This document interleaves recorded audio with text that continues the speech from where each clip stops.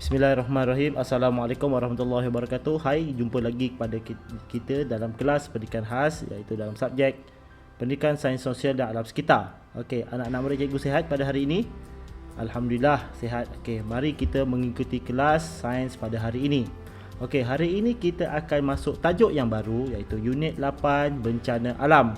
Okey, baik. Kalau kamu dah buka kamu punya buku teks D5, buku teks digital tu pada muka surat 53.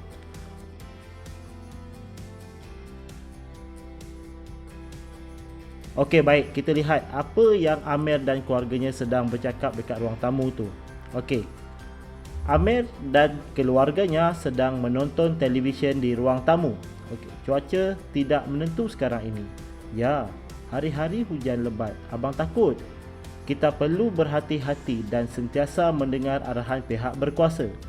Okey, mengapakah Amir berasa takut apabila hujan lebat setiap hari? Kita tengok dekat luar rumah Amir ni.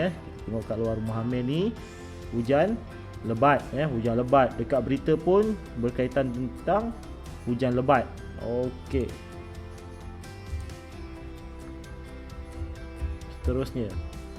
Okey, banjir dan tanah runtuh. Okey, kalau dah berlakunya hujan lebat tu, pasti akan ada kesan yang akan berlaku pada diri kita. Okey, kita lihat pada video yang cikgu akan tunjukkan.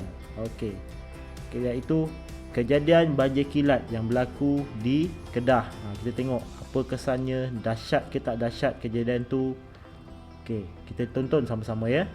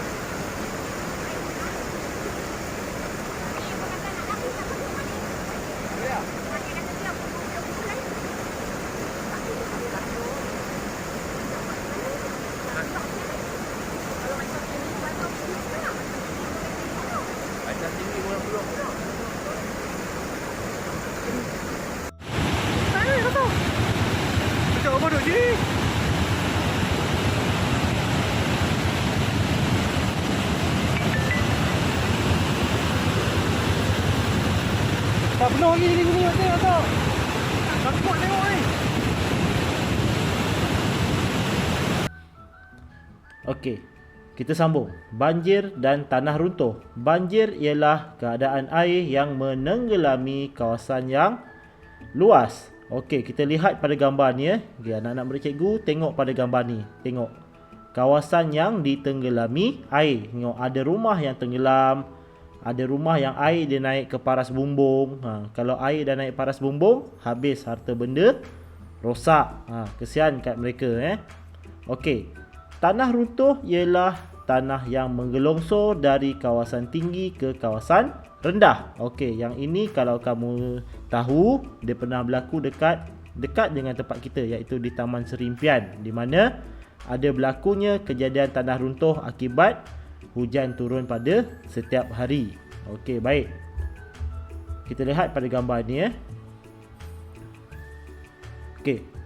Punca banjir dan tanah runtuh dapat dilihat berdasarkan keadaan di bawah. Okey. Hujan lebat yang berterusan boleh menyebabkan banjir dan tanah runtuh. Okey, kita lihat gambar ni hujan kilat ni, hujan petir, hujan lebat. Penebangan pokok yang tidak terkawal boleh menyebabkan tanah runtuh.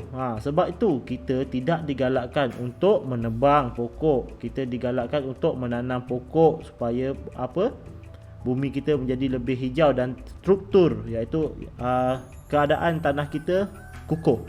Okey.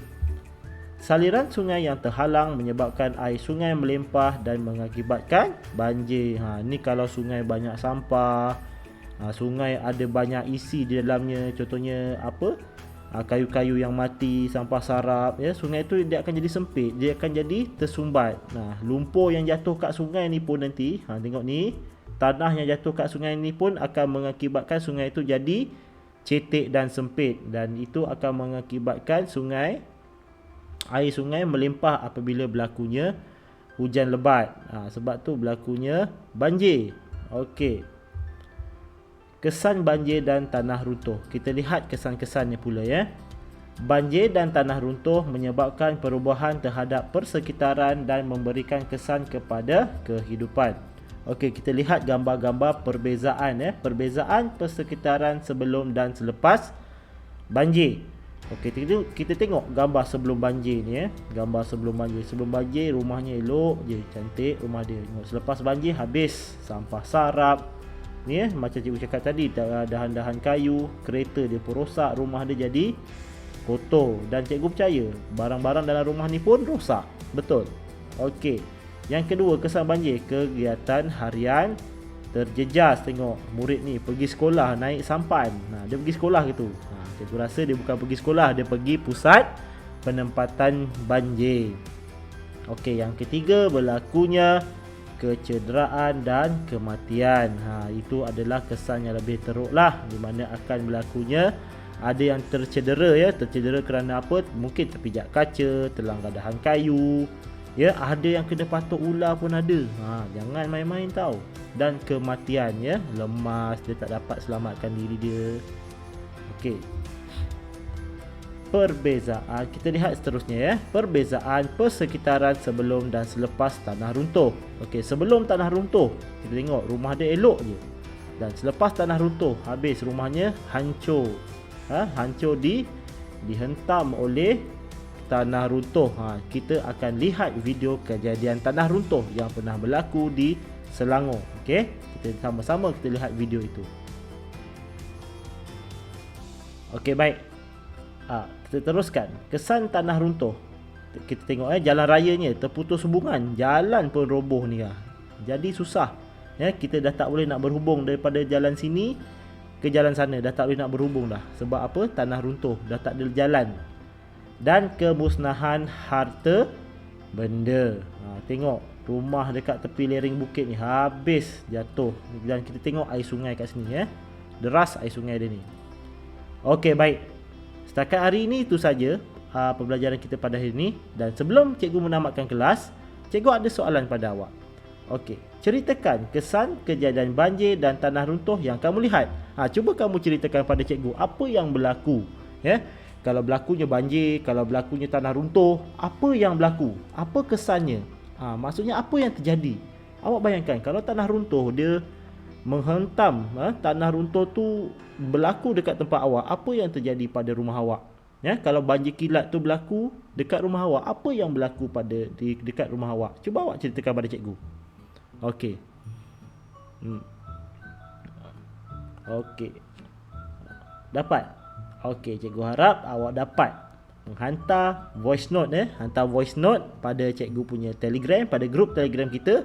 Yang cikgu nak dengar apa jawapan awak, apa pendapat awak dan apa pandangan awak tentang kesan kejadian banjir dan tanah runtuh yang awak dapat lihat.